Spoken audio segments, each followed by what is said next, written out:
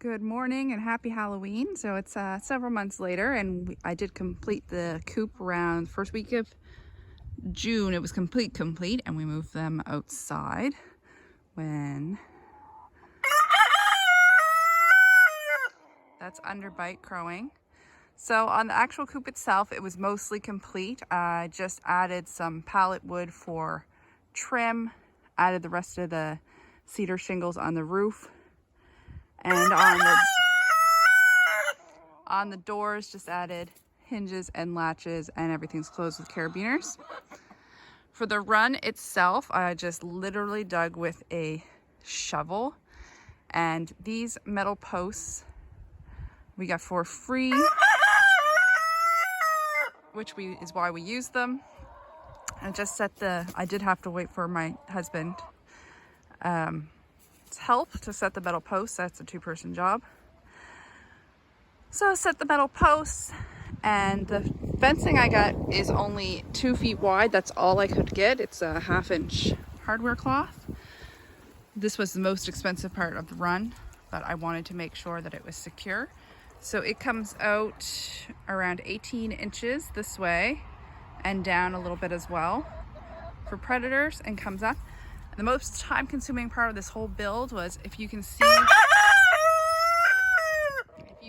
the seams are all stitched together. I hand stitched all this with jewelry wire, so it wasn't flapping. The only wood I had to buy besides a piece of OSB was oh my gosh, I should have stuck you inside. All around the top is just 1x4. You can see inside, it's all around the top, and then I just used scraps to kind of tie everything together. For the summer, I just covered this in chicken wire, which we also had, and now for the winter, I noticed it was getting quite wet in the bottom, so I just added a tarp and just tie wrapped it down. The fence is also just tie wrapped to the posts, and the wood is screwed into the middle posts. These are just really long tech screws that we also had downstairs. And the inside, I did have wood chips down, but they've sort of scattered them all around, so I just add whatever I can find. Somebody was throwing out some sawdust the other day, so I threw it down. And then we also grabbed a bag of leaves this morning because a neighbor was throwing them out. And I'll just show you briefly inside the coop. Inside the coop is pretty much the same, except for there is shavings as well down here. So just hardware cloth. Hello, rooster. And we got our nesting boxes. I didn't ever put the divider there. I just never got around to it. For the winter, I probably put some grow bags over these windows, just to still allow some airflow through, but keep it nice and warm. And I did intend on putting a handle on this door, but I put the screw on temporary, and honestly, that's all I really need. All right, so that's the completed coop, and I'll go over costs. So that's an update of how the coop works. It's working really well for us. We have 9 chickens right now. 3 of them are roosters. So by spring, we will just have 7 chickens, and then I might let one go broody in the spring, or we might collect some eggs and possibly hatch a couple more chickens. We have not decided yet.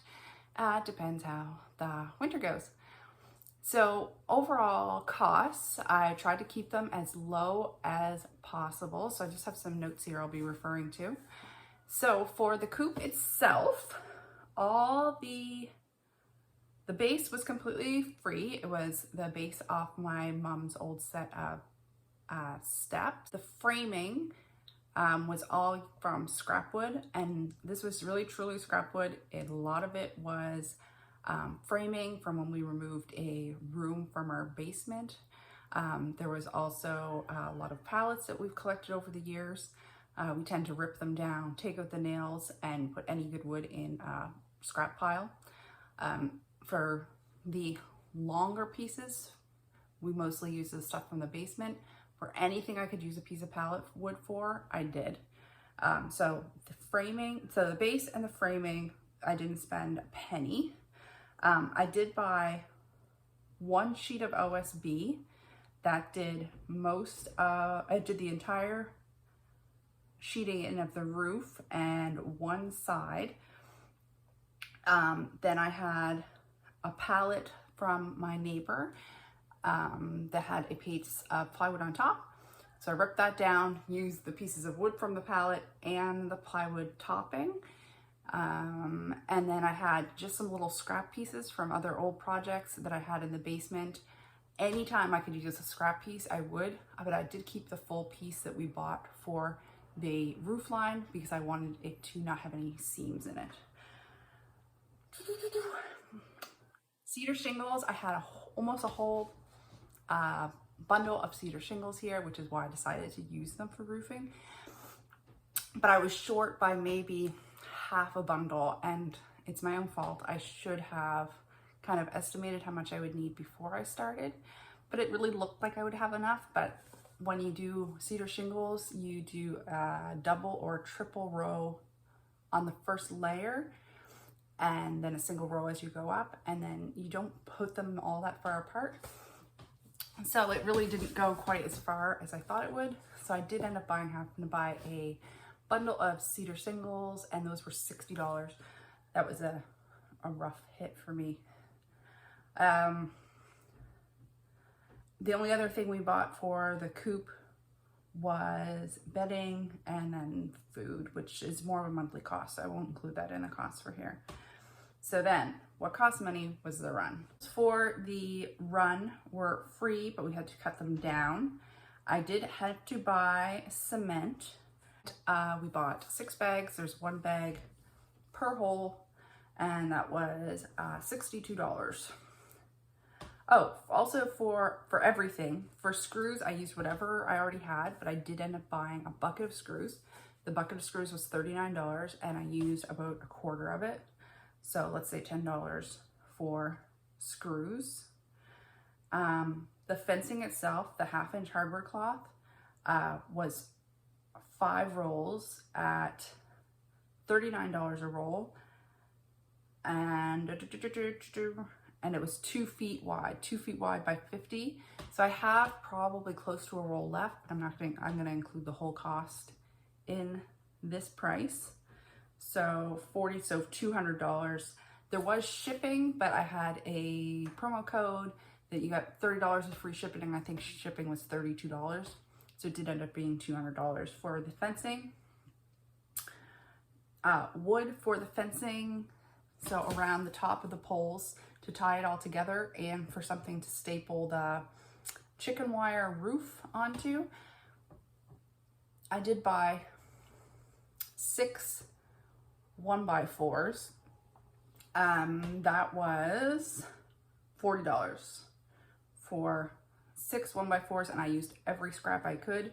So I did the outside, and then I did them across, and I think I had to use a 2x4 in there too, but I did have one long 2x4 yet that was chewed up at the ends. It was used for a garden bed, so it was in really rough shape. Hinges and clasps, I also had to buy.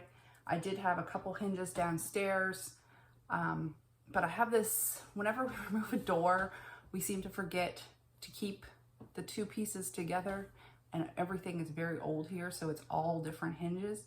So I had a bunch of like left-hand side of the hinges and no right-hand side. So I did buy 3 sets of hinges and 2 sets of clasps. That was $30. And what else do I have here? Oh, staples.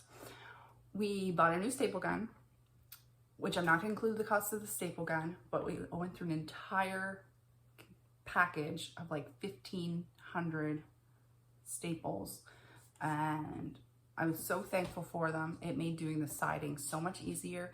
The cedar shingles I put down with staples, it saved me a ton of time by not having to use nails for everything, and I loved it. I loved using the staple gun.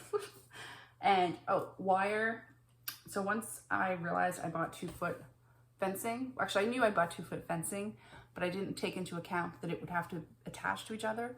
So I had just went on Amazon and bought jewelry wire to stitch it all together, and that was $12. So in total for the coop itself, 60, 82 was about $92. No, and the class. Let me do some math. Okay, so my math works out to be, for the coop itself, I spent a total of $132 for everything. That's with class and everything. And then for the run, it was a total of $312, with the majority of that being the hardware cloth, which I actually did get a good deal on. I was looking in actual just hardware stores, and hardware cloth was something over $100 a roll. So my total for the coop and the run was $444. I think that's pretty good, and a lot of it was because we did have material here, because we're constantly looking for things on the side of the road, and if it's something that we think is going to be useful for a project down the line, we try not to be hoarders. But there's something about building materials. If I can put it in my building material pile, it's awful tempting to pick up, you know, some old pallets, or a lot of people, if they're dismantling decks, will throw out a lot of that decking material, and I find usually it's usually rotten on one end, and it's easy just to zip off. And like I said, a lot of wood came out of our basement from removing a bedroom that was an illegal bedroom that was downstairs. So that's everything. That's my costs, and I hope you have a great day.